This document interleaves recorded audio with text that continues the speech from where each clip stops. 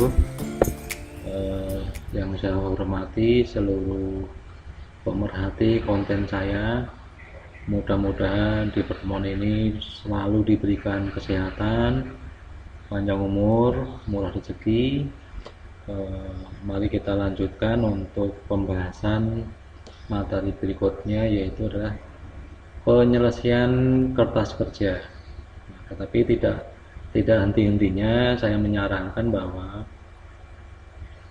untuk sering-sering melihat video yang pertama mengenai materi jurnal umum, karena jurnal umum itulah dasarnya untuk menguasai akuntansinya. Untuk langkah berikutnya ke buku besar dan ke belakang mungkin lebih mudah karena tingkat kesulitannya di jurnal umum. Baik, mari kita lanjut. Kertas kerja ini udah kita buat, yang kemarin kita bahas mengenai neraca saldo dan AJP. Nah, dari AJP dan neraca saldo inilah dasarnya untuk mengerjakan neraca saldo disesuaikan. Nah, neraca saldo disesuaikan ini perbandingan antara neraca saldo dan AJP. Sebagai contoh, kalau di sini AJP-nya dua-duanya kosong, mungkin saya coba begini, bikinkan debit AJP ya, AJP maaf NSD maaf NS plus AJP NSD ya. Ini saya menggunakan contoh begini, debit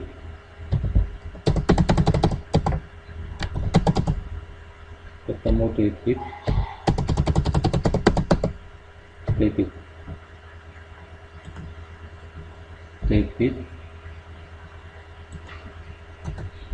min, yang berikutnya K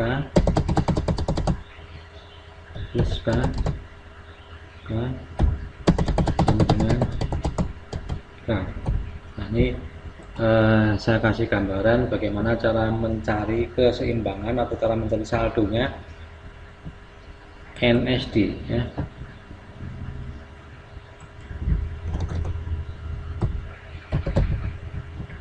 Ya. Untuk mencari neraca saldo disesuaikan ini berdasarkan debit NS ketemu debit AJP, maka saldonya NS debit. NS-nya debit tetapi AJP-nya kredit, maka D kurang D sama dengan D karena masih gedean debit.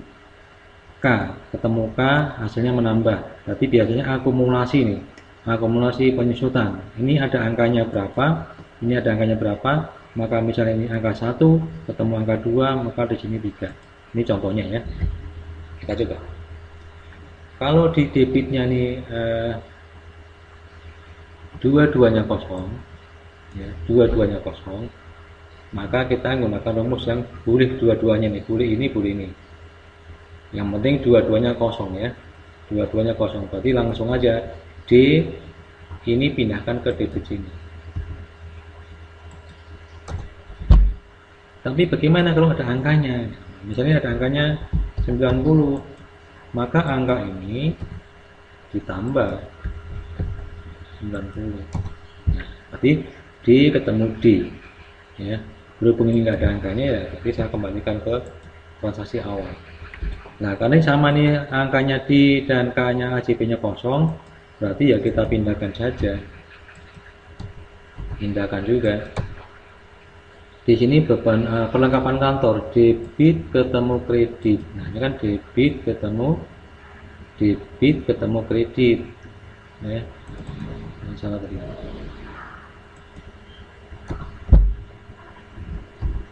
Ya. Debit ketemu kredit, berarti angka 900 dikurangi 7,5, tetap di kolom debit ya, tetap di kolom debit. Berarti angka ini 900 dikurangi 750. Nah, angka 150.000 ini kan sebenarnya sudah kita ketahui kemarin. Nah, kan udah kita ketahui kemarin kan. Kita punya perlengkapan 900, yang masih ada kan 150, maka yang udah kita gunakan kan 750 kemarin. Maka ini masuknya ke NSD ini. Ini juga sama, ini dikurangi 260 hasilnya 2750. Berhubung ini dua-duanya ACP nya dua-duanya nggak ada angkanya, langsung dipindahkan atau diposting. Ini juga dua-duanya kosong, biasanya kan harusnya kan K ketemu K plus K. Berhubung ini ACP nya kosong, berarti kita tetap di kolom kredit, pindahkan saja 38. Kendaraan ACP nya kosong dua-duanya, berarti dipindahkan. Akumulasi dua-duanya ini NS nya kosong dua-duanya, berarti ini pindahkan ke kolom kredit. Utang usaha ACP nya kosong, jadi ya dipindahkan kredit. Utang gaji dua-duanya kosong NS nya, berarti juga dipindahkan ke kolom kredit. Modal juga ACP nya kosong dua-duanya, berarti pindahkan ke kolom kredit. Pref nya itu di kolom debit karena di ACP nya kosong dua-duanya. Pendapatan di ACP nya kosong dua-duanya, berarti angkanya dipindahkan ke kolom kredit. Kenapa? Karena di kolom kredit. Beban gaji ini ada di kolom debit, D ketemu D, maka ditambah.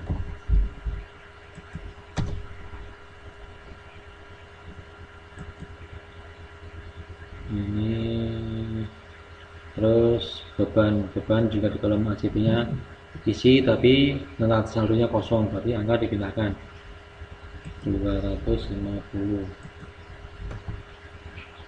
Beban perlengkapan toko juga naik ACP nya kosong juga, dan beban perlengkapan kantor juga ACP NS nya kosong, berarti pindahkan juga. Beban periksaan peralatan ACP nya kosong, berarti juga pindahkan juga. Beban periksaan kendaraan NS nya kosong, adanya di ACP, berarti debitnya pindahkan ke kolom debit juga. Nah, ini udah kita catat semuanya, coba kita jumlah, kira-kira jumlahnya balance enggak, harusnya sama aja ya. Nah, sini udah sama nih ya, antara debit kredit sudah sama hasilnya.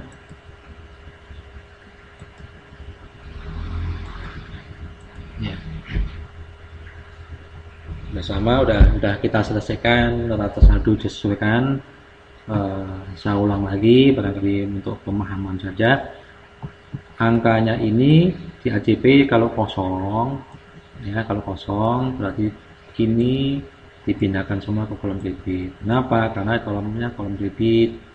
Kalau debitnya ada ini dan ini kosong tetapi debitnya terisi, maka debit dikurangi kredit, tetapi dicatatnya di kolom debit. Karena apa? Karena angka ini lebih besar dibanding kolom kreditnya. Nah, berarti kan masih bersaldo namanya ya, namanya masih bersaldo. Nah, kalau dua-duanya tidak ada, ini tidak ada, ya udah pindahkan saja angka ini, pindahkan ke sini.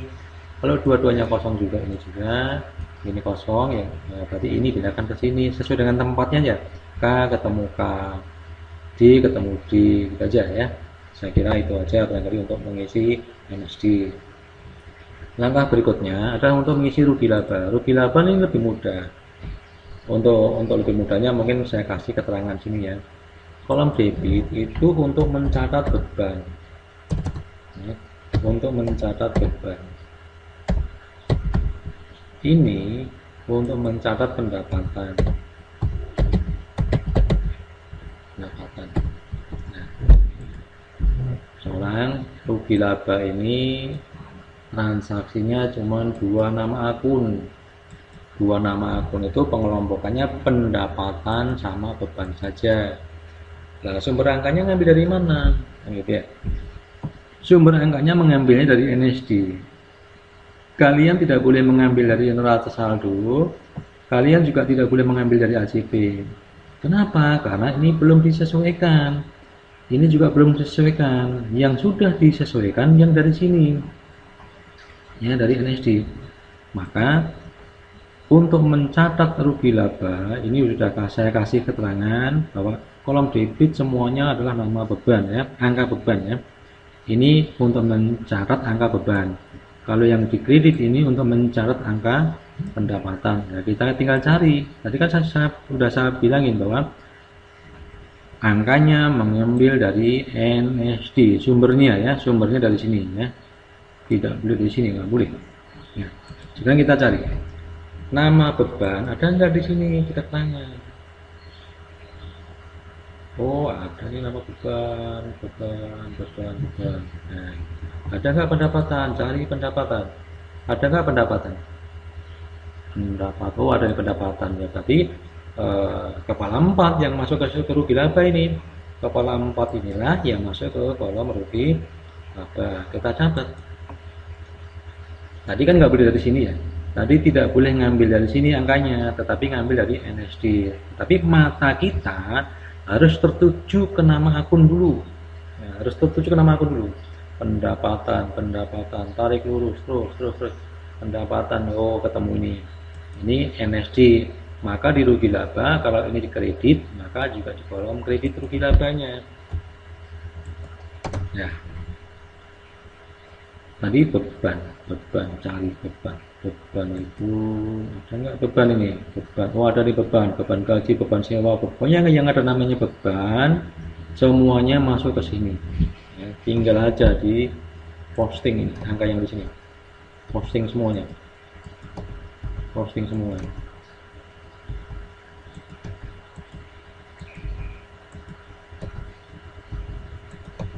Ya.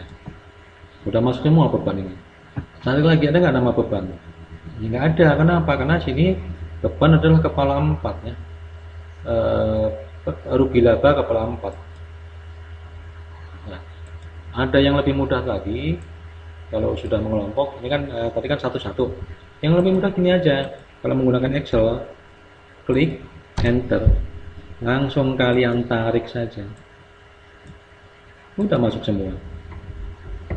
Nah, kalau sudah, ini angka yang debit dengan yang di kredit jumlahkan juga. Jumlahkan.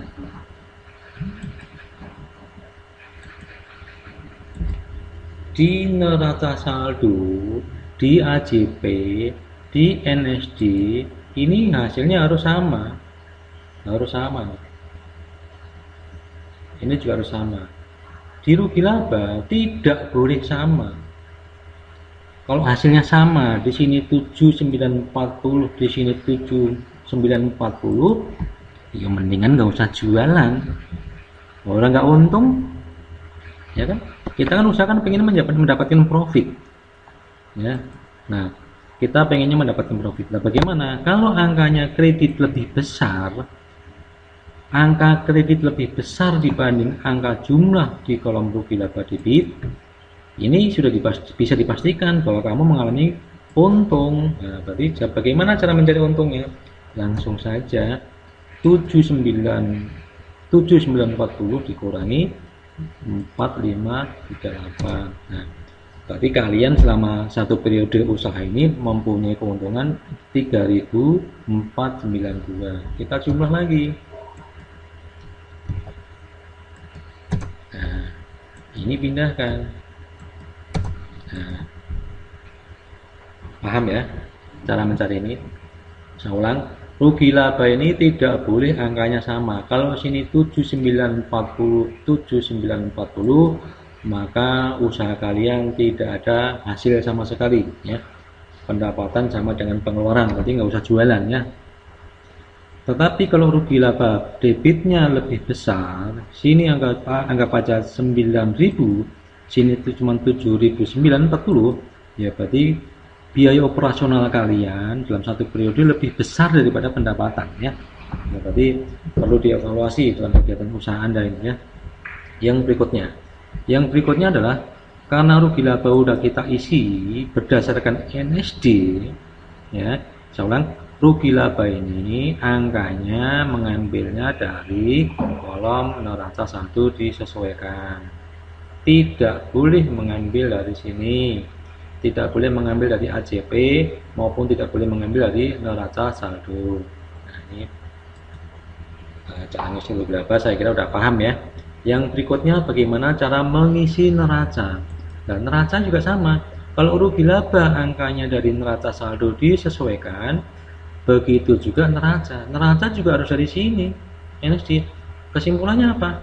Angka neraca saldo disesuaikan, yang belum masuk ke rugi laba, maka kita posting semuanya ke neraca sesuai dengan tempatnya masing-masing. D, A, kan gitu ya. Ya udah, D, berarti kan D ketemu, berarti pindahkan aja. Nah, saya tarik aja ya supaya cepet. Tarik. Nah, kita masuk semuanya. Akumulasi kan kredit itu ya. Akumulasi di kolom kredit. Terus akumulasi ini apa nih? Kendaraan di kolom debit, kendaraan debit 25. Ini apa? Akumulasi di kolom kredit 400. Utang usaha di kredit juga, utang gaji di kolom kredit, modalnya di kolom kredit, proyeknya di kolom debit. Nah, udah kita catat semuanya ke kolom neraca, dan sudah kita jumlahkan juga. Jumlahnya juga tidak boleh sama ya. Di sini debitnya 550, 980, kreditnya 547, 578. Secara akuntansinya dalam satu kalau kita bicara aset ya, kalau kita bicara aset ini utang kita berapa? Utangnya 27 sama 800 ya, ini masih aman, masih sehat. Kalau dalam perusahaan masih kategori sehat, sangat sehat di perusahaannya ini. Jadi karena ini asetnya lebih besar, debitnya lebih besar kredit, maka masih sehat.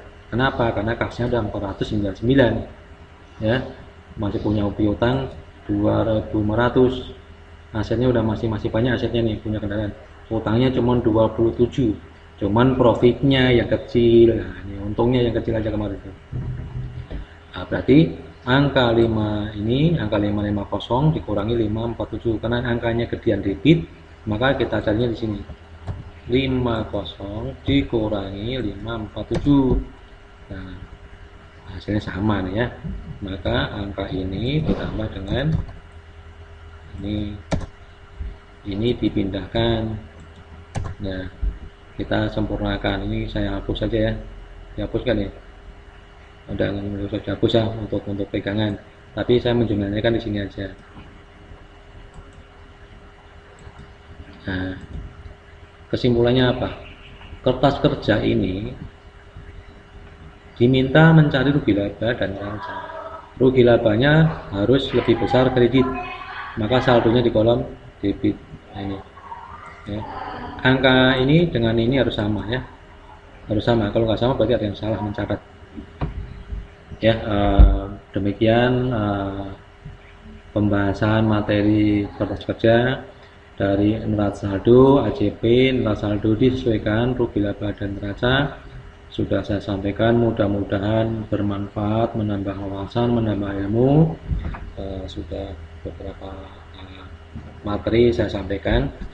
Untuk berikutnya, materi berikutnya ke depan membahas laporan keuangan, yaitu rugi laba, perubahan ekuitas, neraca, jurnal penutup, nanti juga ada namanya neraca saldo setelah penutup. Barangkali itu saja, kurang lebihnya mohon maaf.